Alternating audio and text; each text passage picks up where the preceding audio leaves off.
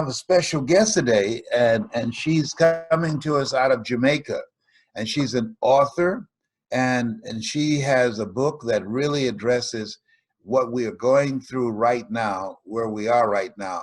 And her name is Jewel Daniels. Hello, Jewel. How are you? I am so excited to be here with you, abundantly blessed. Thank you for this time. Well, it is a plum-pleasing pleasure as well as a privilege. It's always a treat when great people meet. And people that come on my program, I have a special gift for them, so I'm going to mail you a okay? I love your sense of humor. I tell you, who would ever think that would be the #1 item people wanted, right? Right. Fighting over toilet paper. I mean to tell you, right? Of all the things that people forget, just imagine all the things they fight for: civil rights and the right to vote and toilet paper. I tell you, yeah. I wish I knew so I could buy stock in that company. Yeah, right. So you authored a book called "The Three Sides of a Crisis." Am I correct?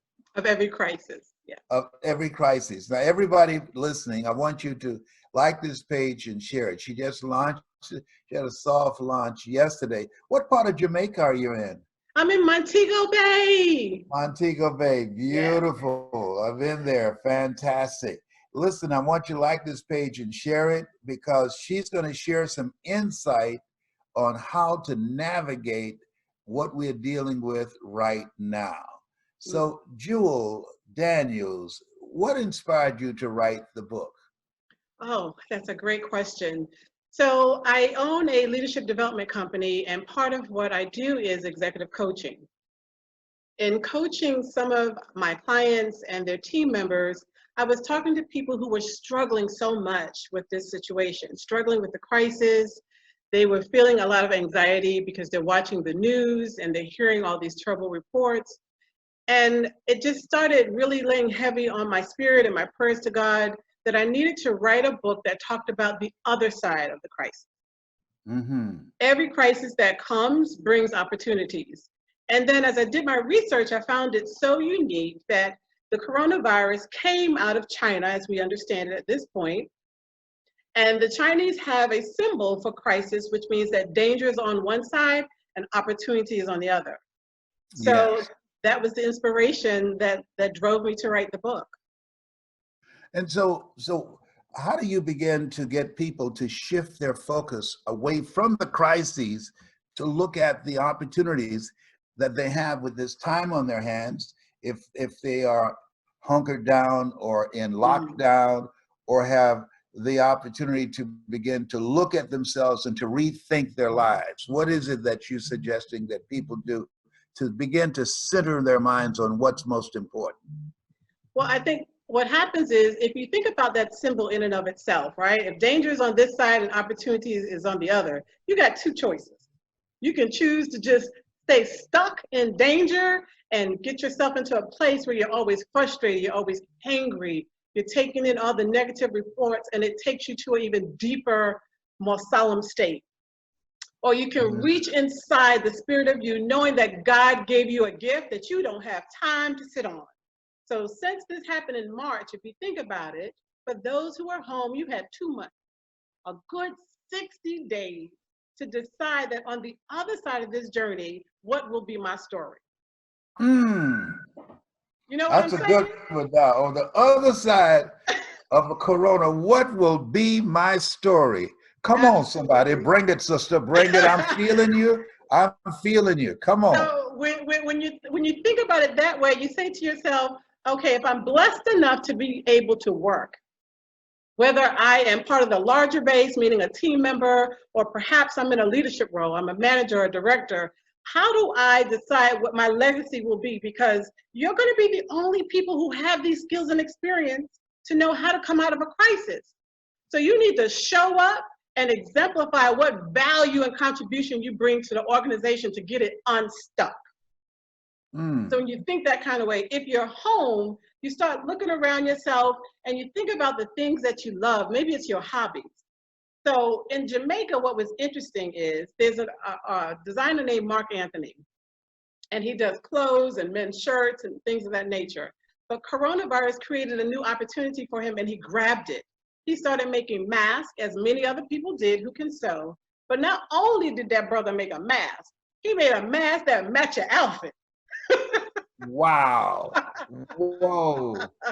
I love it. It's extraordinary. So it's really God giving us a chance to kind of slow down the tempo, because technology just made things rage and rush so fast. Now you got a chance to slow it down.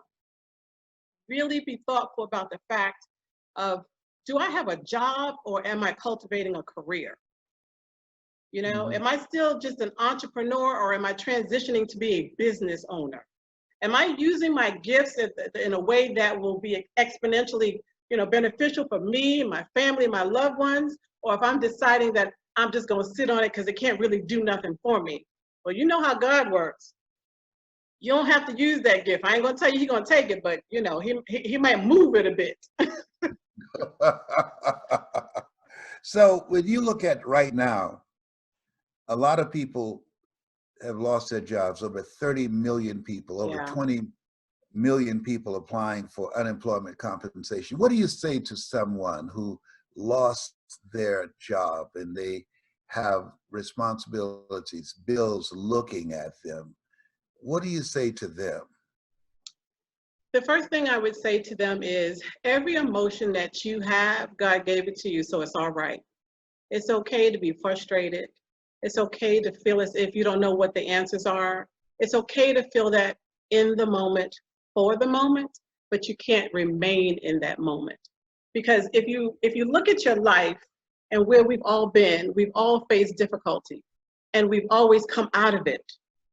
Remind yourself of the times that have been the toughest before you got to this place, and you still came through.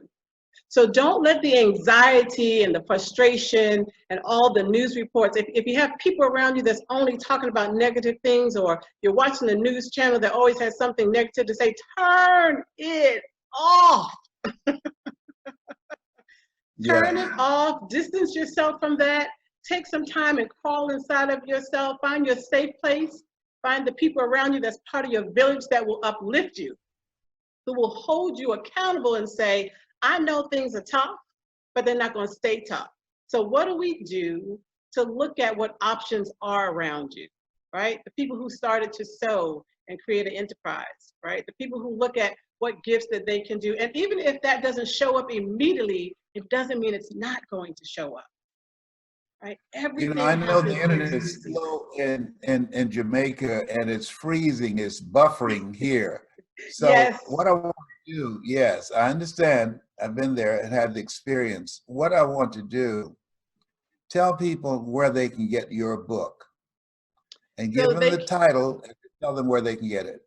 Sure. Again, the title is Three Sides of Every Crisis, and the subtitle is Strategies to Sustain Business, Manage Your Career, and Take Care of You.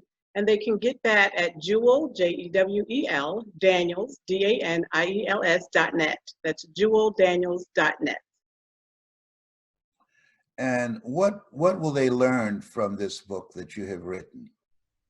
So if you're a business owner, some of the things that you will learn is some strategies for how to go about looking at how you move differently. So I talk a lot about blue ocean versus fast second strategies, meaning how do you move into a territory and make it new for yourself? Kind of the way Uber did in 2008, right? They were the first emergent in that environment. How do you stay away from shark-infested territories where you don't want to go into the red oceans because it's too much competition? So be smart about what you do. Don't make very quick actions. Make strategic power moves. And then if you're in a good place, sit back, relax, watch the environment, and decide how do you become a fast second so that you take advantage of learning from what people have done well and perhaps what they didn't do well. And then you find a place to dominate the market. For an employee, they will learn about how do you contribute to the organization and make value, demonstrate their value and use the skills you have acquired. Because on the other side of this, there will be a performance review time. So how do you have the conversation that says, these are the things that I contributed. This is how I documented it. This is what this means for my career. Or if you're home, how do you look into your gifts and use those to turn those into opportunities for yourself? And then lastly, making sure you take good care of your mental, your physical, and your spiritual self. That sounds great. It's a very powerful book. Tell them the title again, please. Yes, it's 3 Sides of Every Crisis, Strategies to Sustain Business. All right, so you're talking about the entrepreneur strategies to sustain business, manage your career, and take care of you. And the author is JewelDaniels.net. Yes. That's where they can get the book. Am I correct? You are absolutely correct, Les. JewelDaniels.net. And I'm excited and honored to write the foreword for it. It's a powerful book that will transform your life and allow you to navigate what we are going through right now victoriously. Thank you, Jewel. Thank you, Appreciate you. Les. So you have something special. You have greatness in you. Thank you. Thank you, and it's because of people like you who paved the way, and make sure you don't forget about us who are growing in your process and following in your footsteps. God bless. Thank you. Take care. God bless you. Bye-bye. Bye-bye.